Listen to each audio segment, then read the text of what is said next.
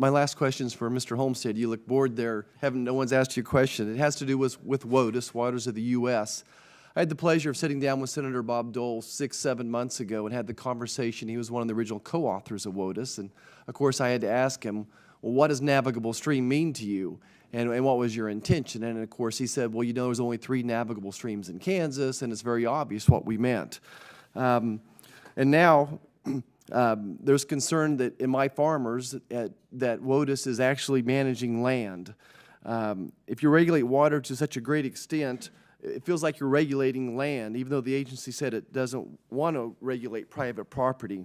So I guess my question is, how can the agency deny that by expanding vastly the definitions of WOTUS, that it effectively limiting the activities that it can occur on private property? I guess I'm trying to understand, WOTUS is expanded so much under the current interpretation that it's impacting private property.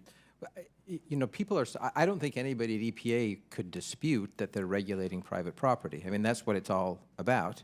So even if you own your land, even if you own your land for 100 years, if somebody comes in and says there's a wetland on your land, you have to get a permit and you can be prevented from using that land.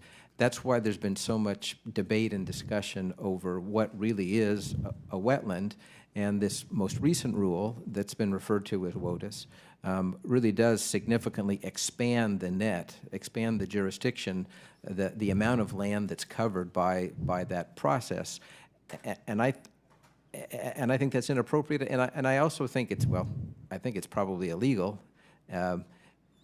But I also think this is an area where Congress could really step in and provide some guidance, because this is a debate that's gone on for many, many years now, with EPA making several stabs at trying to, you know, define the type of land over which EPA and the Corps should have jurisdiction, and that's been difficult to do. But EPA has tried several times, and the courts have sent it back saying, no, you've gone too far. And I assume that this new EPA will make another stab at that and try to do something that's more reasonable and it's more understandable for people who really do care about what is a wetland. Thank you for being so candid.